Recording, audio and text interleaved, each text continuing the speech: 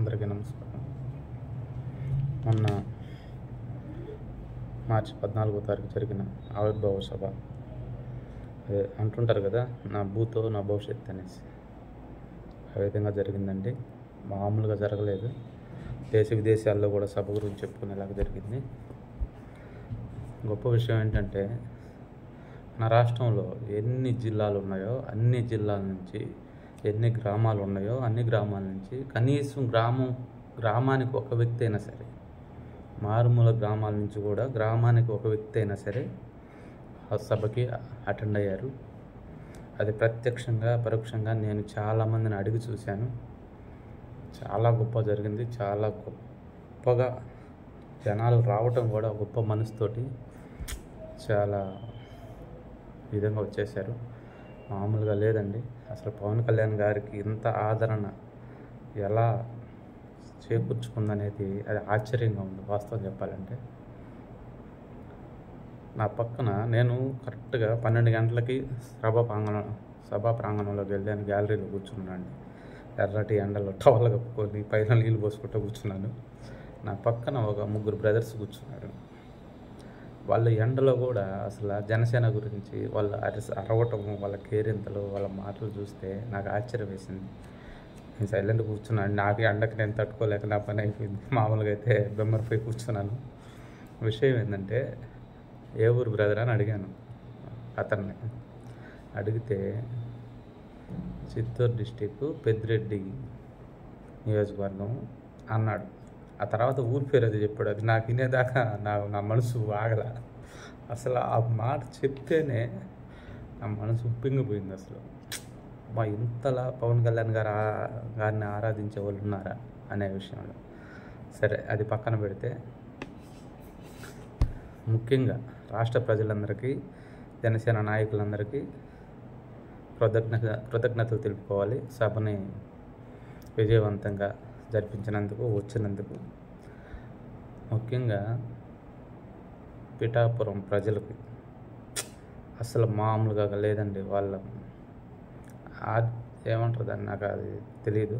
వాళ్ళ రిసీవ్ చేసుకున్న విధానం, వాళ్ళు ఆడ కేర్ తీసుకున్న విధానం. మాకైతే ఒక వాలంటీర్ పాపం 5 గంటల నుంచి ఫోన్లు చేస్తున్నాడు మా బస్సులకి. మీరు పలానాది ఇక్కడ రావాలి, ఇట్లా రావాలి, అటు రండి, రూట్ మ్యాపు, లైవ్ లొకేషన్ పెట్టుకొని. అసలు తన పడ్డ కష్టం ఒకే ఒక్కడు కనీసం 10 బస్సులు మెయింటైన్ చేశాడండి. మమ్మల్ని రిసీవ్ చేసుకోవటం, కళ్యాణ మండపం ఒకటి ఉంది, అక్కడికి తీసుకెళ్ళటం, ఆ బాత్రూమ్స్ ఫ్రెష్ అవ్వటం కానీ, టిఫిన్ పెట్టడం, మళ్ళీ అక్కడి నుంచి సభా ప్రాంగణానికి తీసుకురావటం కానీ. అతను పడే కష్టం చూస్తుంటే నాకు అనిపించింది, బ్రదర్ ఇంకెవరు లేరా, మీరు ఒక్కరే ఇన్ని చేస్తున్నారంటే, పర్లేదండి చేస్తానండి కళ్యాణ్ గారి కోసం అన్నాడు అతను. అసలు అతను మాటలు వింటుంటే పిచ్చెక్కిపోతుంది. పోనీ అదైపోయింది. ఒక 3 కిలోమీటర్ల దూరంలో దిగాం. ట్రాఫిక్ ప్రాబ్లం వచ్చి అక్కడ దిగేసాం బస్సు.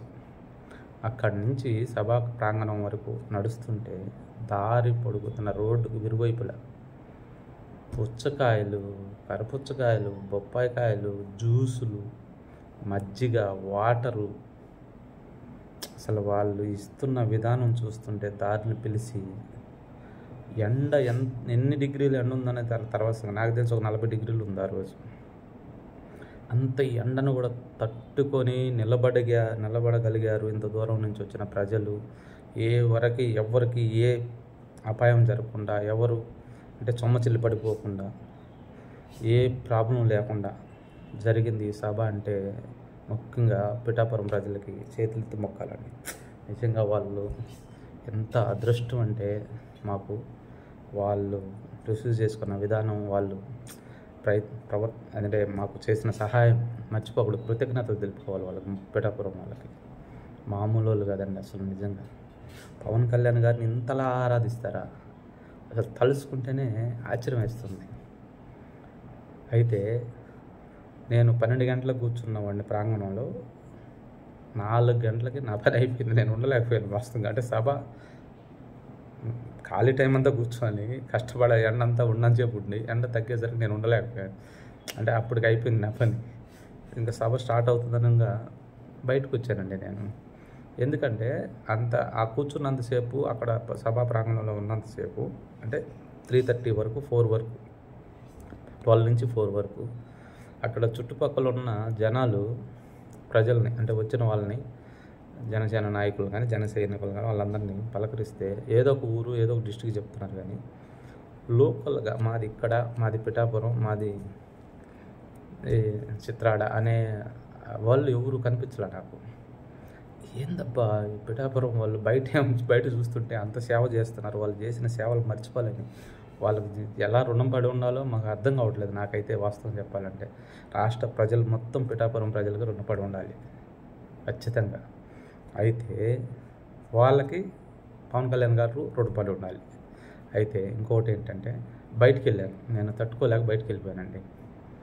ఏంటి ఎవరు రావట్లేదు లోకల్ వాళ్ళు, అసలు ఏంటి పరిస్థితి, బయట ఏమైనా ఉన్నారా, ఎందుకని రావట్లేదని అట్లా బయటికి వెళ్ళేదానికి ప్లేస్ లేదు. అంటే క్రౌడ్ ఎక్కువైపోయింది, ఇన్కమింగ్ ఎక్కువైపోయింది, బయటికి వెళ్ళడానికి కుదరడం లేదు. ఎలాగోలాగ పోలీసు వాళ్ళని బతిలాడుకున్న వాళ్ళని నెట్టారు, కొడుతున్నారు అవసరం అయితే, అయినా ఇబ్బంది లేదు. వాళ్ళ కష్టం ఎవరు పాపం, వాళ్ళ కుర్చీలు నెత్తి మీద పెట్టుకొని కూర్చుంటున్నారు, వాళ్ళ కష్టం ఎవరు చూస్తారు, వాళ్ళ ఎండలకి వాళ్ళు పడే బాధ అసలు భగవంతుడు కూడా తెలియదు, అంత బాధపడ్డ పోలీసు వారు భలే శ్రమ పడ్డారు. వాస్తవం చెప్పాలంటే పోలీసు వారికి ఉన్న కష్టం ఆడ ఇంకెవరికి లేదు. ఇంకొకటి అంటే ఈ కుర్ర వాళ్ళు ఉంటారు కదా, వాళ్ళ మాట వినకుండా భారీ గేట్లు దూకటం చేయటం అట్లా విషయాల్లో వాళ్ళు పడ్డ కష్టం మామూలుగా లేదు.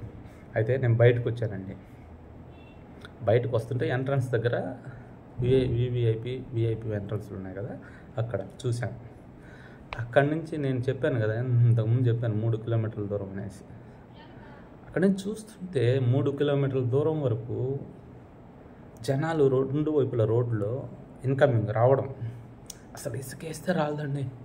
అసలు ఆల్రెడీ లోపల ఫుల్ అయిపోయినాయి గ్యాలరీస్, అయినా కూడా మళ్ళీ ఈ లోకల్ వాళ్ళు రావడం, పిఠాపురం ప్రజలు, చిత్రాడ ప్రజలు, చుట్టుపక్కల గ్రామ ప్రజలు అందరూ కలిసి కాకినాడ అన్నంత లోకల్ వాళ్ళు నడిచి వస్తుంటే ఇసుకేస్తారు. అలా సముద్రం కంటే ఎక్కువ ఉంది, మరి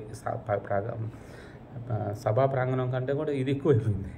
అసలు నాకు ఆశ్చర్యం వేసింది, అసలు చూస్తుంటే ఆనందాన్ని తట్టుకోలేకపోయాను నేను. వాస్తవం ఇంతలా లేడీస్ అండి, చిన్న చిన్న పిల్లలు అండి, ముసలి వాళ్ళు అండి, పెద్ద వయసు వాళ్ళు, నడవలేని వాళ్ళు, వికలాంగులు కూడా.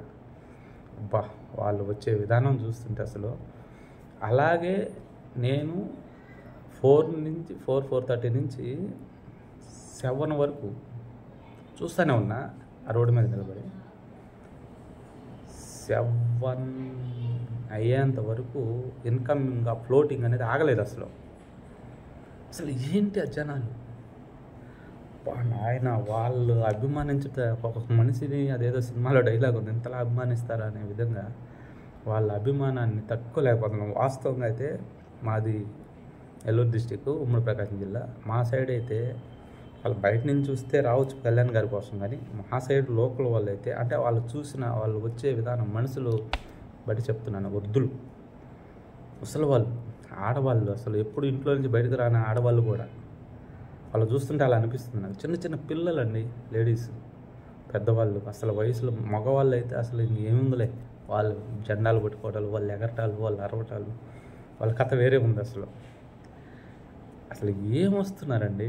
అబ్బా నిజంగా పిఠాపురం ప్రజలకి కృతజ్ఞతలండి. అసలు మామూలుగా దండాలు పెట్టుకోవాలి, మీ కాళ్ళకు మొక్కాలి నిజంగా వాస్తవం చెప్పాలంటే. పవన్ కళ్యాణ్ గారు నిజంగా, పవన్ కళ్యాణ్ మీరు అదృష్టం చేసుకున్నారా, పవన్ కళ్యాణ్ గారి పుణ్యం వల్ల మేము అదృష్టం చేసుకున్నాం మేము అక్కడికి రావడానికి, మాకే తెలియదు. కానీ వాస్తవంగా సూపర్ అండి. మొత్తానికి జనసేన నాయకులు, జన సైనికులు, వీర మహిళలు, రాష్ట్రం మొత్తం కలిసి, ఇంక్లూడింగ్ పిఠాపురం కలిసి సభని విజయవంతం చేశారు. అందరికీ ధన్యవాదాలు. అస్సలు జీవితంలో మర్చిపోలేని సభ అండి అది. ఇంతవరకు మరి ఇప్పుడు జరిగి ఉన్నాయి, అప్పుడు ఇప్పటం సభ కూడా జరిగింది, కానీ అయితే నేను ఈసారి వచ్చాను, ఇంతకుముందు రాలేదు, టీవీలో చూస్తూ ఉండేవాడిని. ఈసారి వచ్చాను, అస్సలు మామూలుగా జరగలేదండి. అందరికీ థ్యాంక్ యూ. జై జనసేన.